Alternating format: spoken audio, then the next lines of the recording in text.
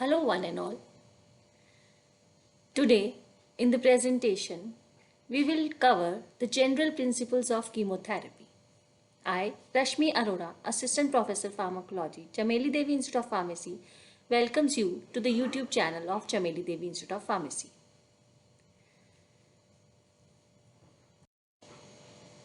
At the end of this presentation, you will be able to gain what the chemotherapy is. We will discuss about the cell cycle. You will get to know how chemotherapy works, what are the different goals of chemotherapy, and the potential side effects of chemotherapy, which are mostly the serious ones, and lastly the care or treatment for patients having or post chemotherapy induced side effects. First, we will begin with what chemotherapy is. The process by which the cytotoxic chemotherapeutic agents are used to treat cancers, leukemias, and lymphomas is called chemotherapy. There are so many drugs available which can be used as single agents or in combination and given through either oral route, IV, or subcutaneous. Basically, cytotoxic agents refers to those drugs whose mechanism of action causes the cell death or prevent the cell growth, generally through inhibiting microtubule function, protein function, or DNA synthesis. This we will understand in the next slide in the form of cell cycle. Cell cycle is comprised mainly 4 phases except 0, which is a normal function phase. We are considering it from G1 to M, which comprised of 4 phases. G1 phase, if you look at the figure, then it is the phase that is gap 1 phase, which is a phase of cell growth and protein synthesis. This phase is followed by the S phase, which is a phase of DNA replication. DNA starts replicating, it gets converted into its replicas. Then comes the G2 phase, which is a final protein synthesis phase. If you see G1S checkpoint and G2M checkpoint, these are the checkpoint phases where the DNA, like if we are talking about the G1 and S phase checkpoint, then at this checkpoint, DNA starts preparing itself for replication. Similarly, if we check about G2 to M phase checkpoint, then final protein synthesis has occurred and now the cell is going to multiply further. So cell is preparing itself for multiplication, which is a phase M, that is mitotic division of the nucleus. And G0 we have already talked about that this is a normal function. The cells, usually all the body cells, they undergo the cell cycle procedure except brain cells. These are the cells which when get developed once, they won't replicate themselves. So they remain most of the time in the G0 phase. And our chemotherapy basically targets this cell cycle. Many of the drugs, they act on G1 phase. Some drugs acts on S phase, means they inhibit the DNA replication. They somehow blocks the replication of DNA so that further conversion of S phase into G2 and M, it will not take place. And some drugs, they arrest the final protein synthesis phase, and some drugs, they act on the M phase of the cell cycle. So our chemotherapeutic agents basically target different phases of this cell cycle. Now, let us see how does a chemotherapy kill the cancer cell. Chemotherapy basically damages the cells which are dividing. Most of the agents, they attack those cells which are in current division. The cells which are under rest or which are at rest, they are not or they are less likely to damaged by the chemotherapeutic agents. Like that in the center of each cell there is a nucleus which is a control center, as we all know. and it contains the chromosomes and they help in mating up the genes. The chemotherapeutic agents, they damages those genes inside the nucleus cell, and that is how they give the false information to the cancer cells, which in turn leads to their deterioration.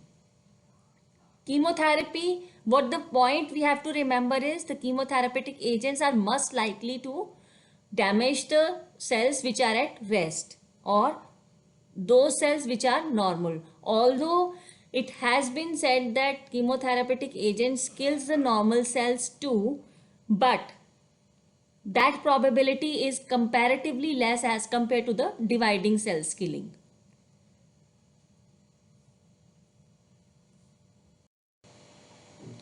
Now, what are the goals of chemotherapy?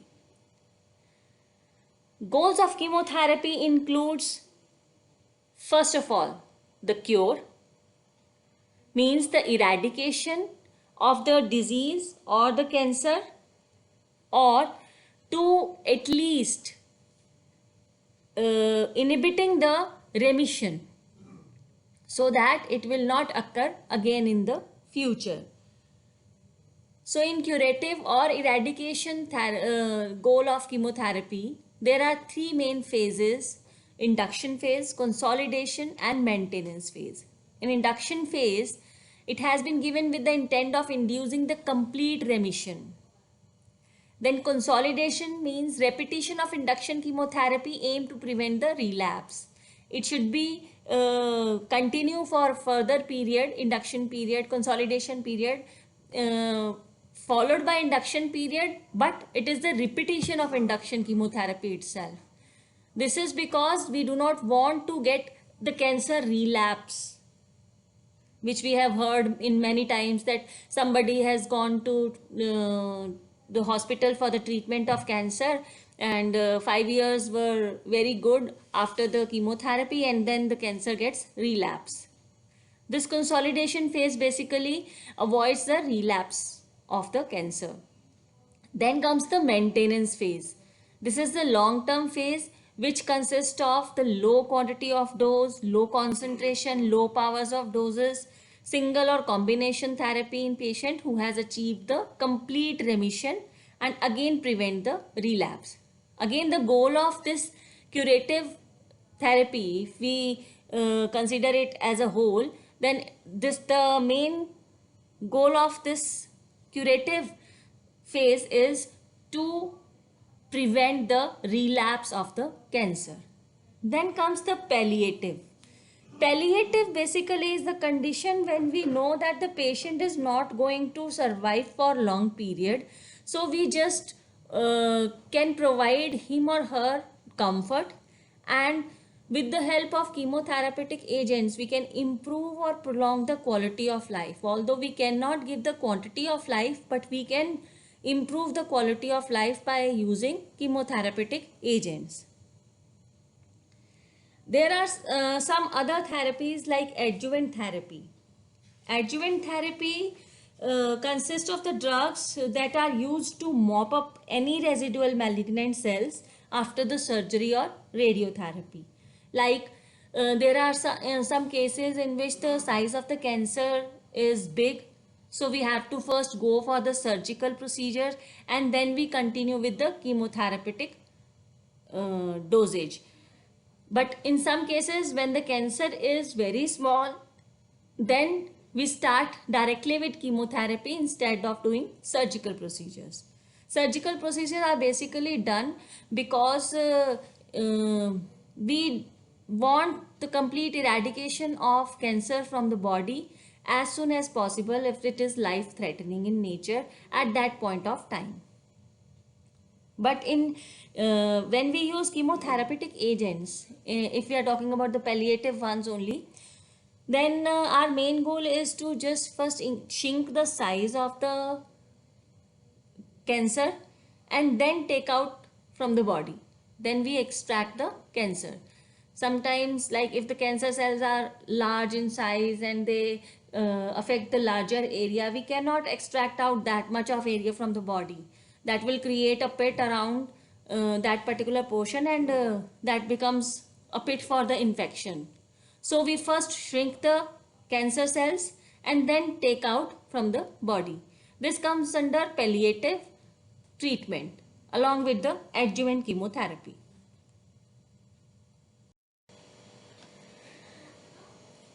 This is the most important slide related to the general principles of chemotherapy, because as the term chemotherapy comes into our mind, the main fear of chemotherapy is the side effects of the agents which are used to treat the cancers.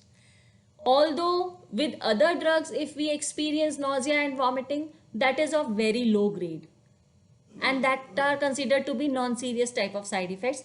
But in case of chemotherapeutic agents, the nausea and vomitings are of very high grade.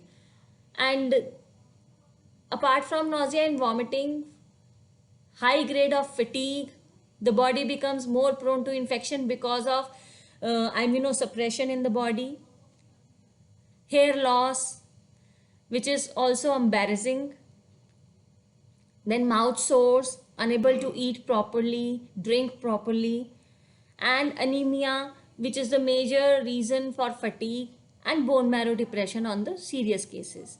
These fears, they restrict the use of chemotherapeutic agents by the patients, or they create a phobic environment in the mind when the patient is going to have his or her chemotherapy.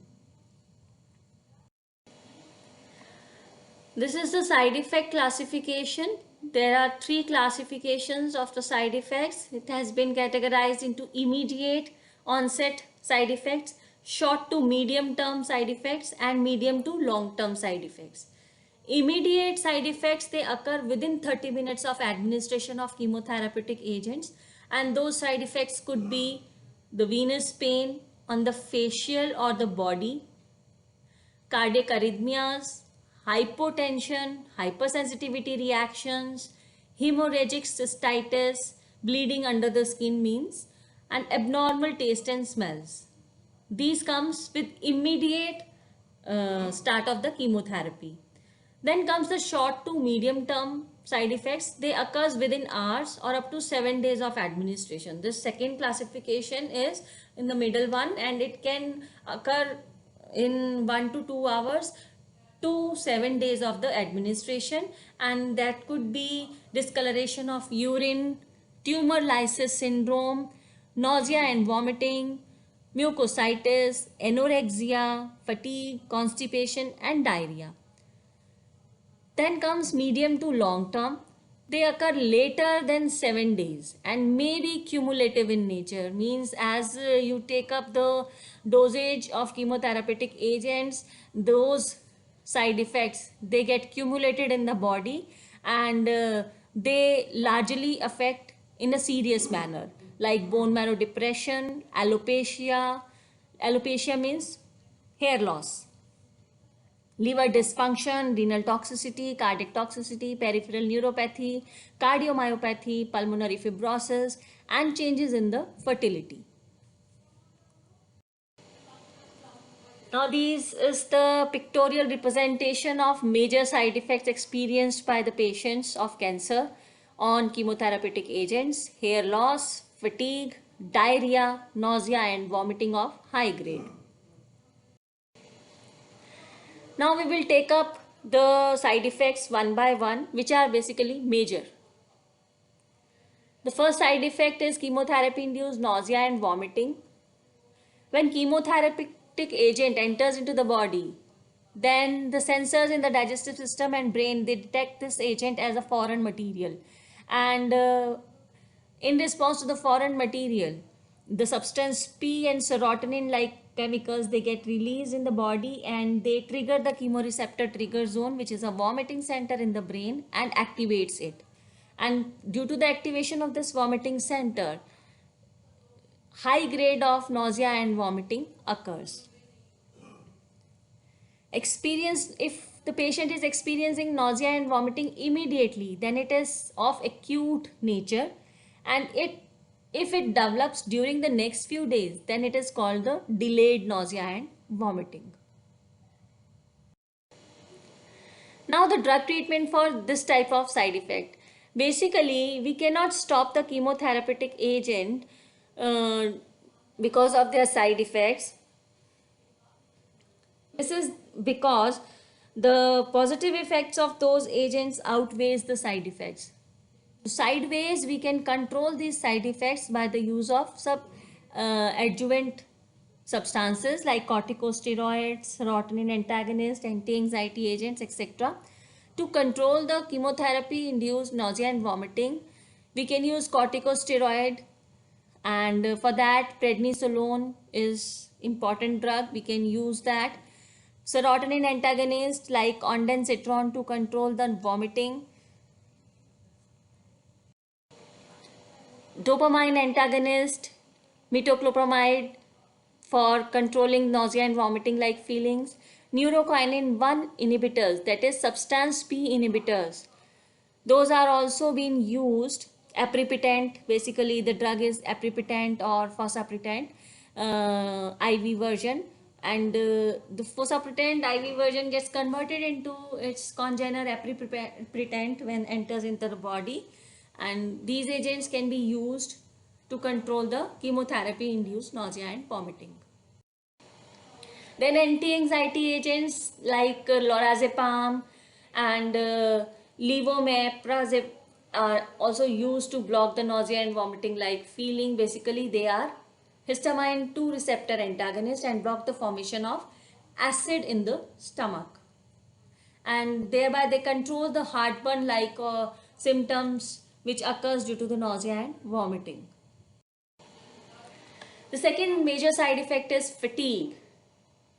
Here the fatigue we are talking about is the paralyzing feeling or as being drained of energy. The battery is fully discharged. The reasons could be the chemotherapy induced stress in the body because of anemia, low hemoglobin levels, lack of sleep, and the malignancy. It seriously affects the patient's physical and mental well-being, and that is why compliance to the drugs also get decreased down. We can overcome the fatigue and with the constant encouragement to the patient, ask him to get good amount of rest, encourage them to keep active and indulge in some small works but not too much of work, because the body has already been weakened up and there are less hemoglobin levels in the body. So do not push them into hard works, just do small household works. Then second grade tumor lysis syndrome is the side effect of second grade category. It is an oncologic emergency due to massive tumor cell lysis. This is characterized by metabolic abnormalities which can lead to renal failure, seizures, dysarrhythmias. Basically, what happens when the tumor cells get lysed in very large amount, then they releases the phosphorus, increased phosphorus level. That level creates hindrance in the ureters and thereby causing the renal insufficiency,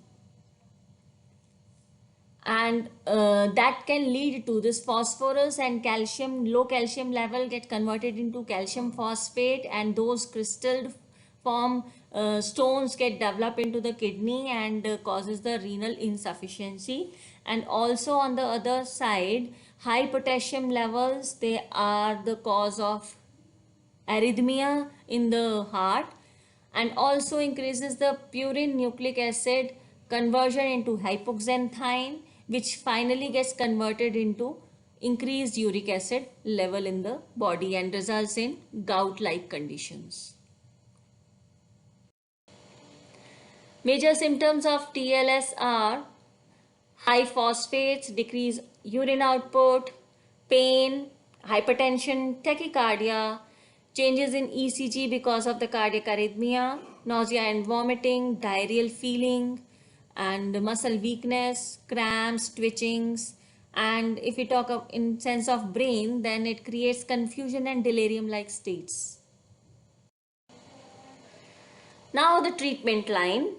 The patient at high risk of developing tumor lysis syndrome are often prescribed allopurinol to control the gout condition as prophylaxis. Means allopurinol has been administered to the patients just before the start of the first cycle of chemotherapy to avoid tumor lysis syndrome. Intravenous fluids to optimize the urinary output of the patient and ensures a good diuresis. Respuritase is the major treatment drug in case of tumor lysis syndrome. Then another side effect, bone marrow depression, serious kind of side effects. Classification, third type of side effect. As we know that our blood cells are made up of three type of cells which comprises the bone marrow, white blood cells, red blood cells and platelets, and the low levels of these are leading to neutropenia, thrombocytopenia or anemia like conditions. First is neutropenia. Neutropenia is decrease in the number of neutrophils. As we know that neutrophils are fighter cells. They are kind of WBCs and WBC provides immunity to the body. When the neutrophil count gets very low due to the chemotherapeutic agents, then our immunity gets compromised and the patient becomes more prone to infection.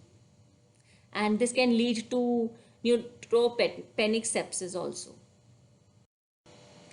Then is thrombocytopenia. If you look at the slides, thrombocytopenia can lead to unexplained bruising, rashes, bleeding under the skin, bleeding from the nose, gums, from any part of the body. And this is because of the reduction in the platelet count, which causes the increased risk of bleeding. And the drop in platelet count may occur 7 to 10 days after the treatment depending upon the drug dose. Then is anemia. Anemia is very familiar term with all of us and we know that it is a reduction in red blood cell count. And if the anemia is problematic, then patient may require blood transfusion. Usually transfusion of blood takes place in patients if their HP content drops down below 8. Here we can see in the slides that in normal blood there are plenty of RBCs present, and in anemic blood RBCs number gets low down, which ultimately leads to low hemoglobin levels. The last side effect is mucositis. As the name suggests, itis means it is an inflammation in mucosal membrane. Oral mucositis is common complication of cancer chemotherapy, which may lead to decreased intake of food because mouth sores gets developed in the oral cavity and which restricts the food intake of the patient. It begins 5 to 10 days after the initiation of chemotherapy and may last for 2 weeks. It causes the mucosal lining of mouth to atrophy and break down and forming ulcers and sores. There are 4 types of grades of mucositis. In first, there is little soreness in the oral cavity, which get progressed into erythema or ulcer, which restrict the patient of having the solid diet. And these ulcers, they get expand in the whole oral cavity, and the patient gets restricted only to the liquid diet, which ultimately leads to the less energy in the body. And the last stage, when it gets spread over to the tongue also and the whole mouth, if you see the top image, that is how the patient is not able to even ingest liquids or solid diet. So the treatment is, we have to go for good and regular oral hygiene. Washes to be used for treatment of mucositis are lidocaine, cocaine and normal saline. Protect the lips with moisturizer and avoid acidic food, alcohol and spicy food. And we can put analgesic effect on those if it is paining with Oxynorm subcutaneous and transdermal patches. So by the end, I think the general principles of the chemotherapy has been cleared up. Stay tuned with us for the next presentation on another interesting topic. Thank you very much.